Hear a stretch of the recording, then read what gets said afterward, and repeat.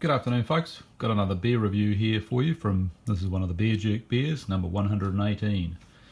It's a Northwest Pale Ale from Deschutes, I hope I've said that right. The Red Chair Northwest Pale Ale.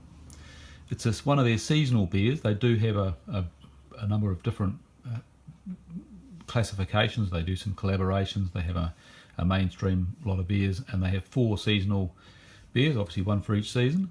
This is 6.2% ABV and got an IBU of 62, so be interesting to try this. It seems to be fairly well reviewed, and for a pale ale it seems to pour much more like a golden or a red beer, so be very interested to see what it's like.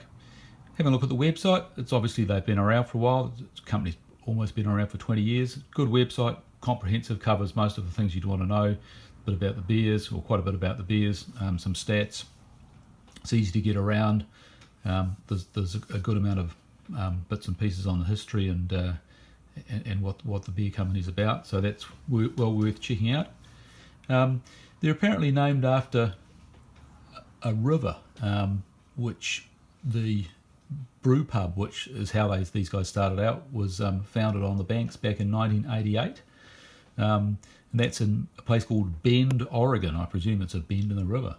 It's a family and employee-owned brewery that's seen lots of growth in recent years, and is now one of the largest craft breweries in the USA. So they obviously started small but have been very successful. Figures I saw suggest they're somewhere around the 15th biggest brewery in the US as of 2016. They're quite into their global sustainability, donate quite a bit of money to charities over the last few years, and interestingly they're also regularly listed in the roundup of the best companies to work for. I suspect lots of people think it'll be fun working for a brewery, and in fact it's not as much fun as they might have thought, so it's good to hear that these guys are actually fun to work for. You can see on the label that there's the Red Chair. It's named after a ski lift, I gather. Apparently what's in it? Hops, water, yeast, malted barley and sometimes wheat. The only preservative they use are the hops. So I suspect that it's probably pasteurised once it's been bottled. Vegan, for those who that affects, and it's fined using Irish moss.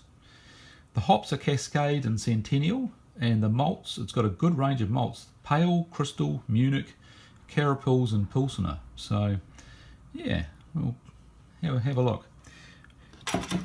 Now they say that we should expect a citrus punch, bold hop aroma and a clean finish. A little bit of smoke on the opening.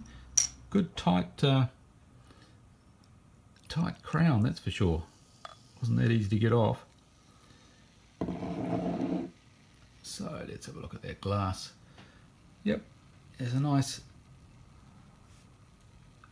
just a half a finger width's head, but I haven't poured the whole bottle out. This is a smaller glass, and it's it's not quite as red as I was expecting, but it's definitely not what you'd normally call a pale ale. It's definitely on the darker side with a reddish hue, which is fair enough given the name.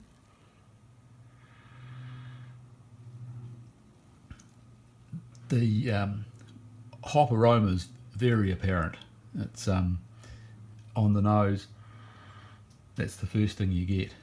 They say that aptly this beer is made for the ski season, which is probably fair enough. Strangely enough, we're in the middle of winter here, but it's 18 degrees and everyone's stripping off to shorts and a t-shirt, so really time for a quenching beer rather than a midwinter beer. But there you go. They reckon the beautifully balanced hops and malt, the Cascade and Centennial hops make for decent bitterness with zesty citrus and pine notes. The 5 different European and American malts make for a lot of toffee, caramel flavours in this full-bodied Northwest Pale Ale. The citrus punch of a big IPA minus the one-dimensional hop sledgehammer, which I'd be all in favour of. Several select European and domestic malts round out the edges for a complex copper-coloured brew. Okay, well let's have a swig and see what we think.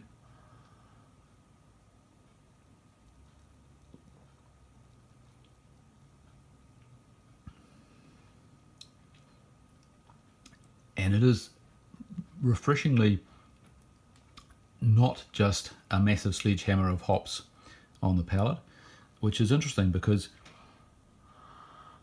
that's primarily what you get on the nose. You get that pine needle resiny smell of the hops, but they've obviously chosen the malts really well, and you can see why this is an anticipated beer, because it's very smooth, and there's a long clean finish without the real bitterness that makes you want to reach for something to eat or have another swig and get the beer over with.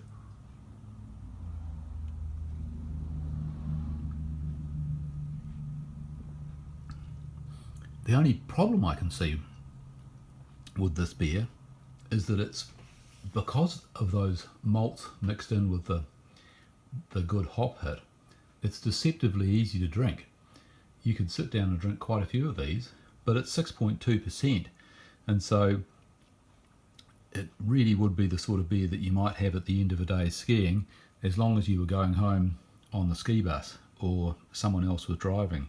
You certainly wouldn't want to have too many of these and then try and drive yourself down an icy mountain road, that's for sure.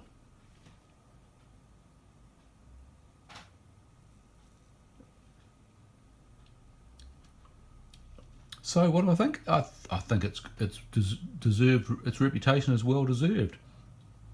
It's not something that you'll be able to find easily in New Zealand. I certainly couldn't find any as of July, August 2017.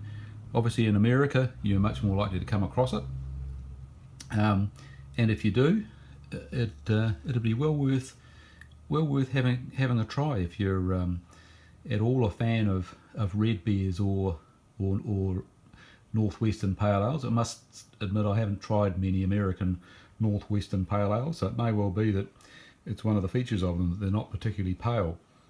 But yeah, I'd definitely be keen to purchase another bottle if I came across one. Giving it a rating, I'd give it a 16 out of 20. It's not a stunning beer. It's not something I think, okay, I'm going to go to the ends of the earth to try and get hold of this, but it's definitely something that's well worth a try, and highly recommended. Cheers.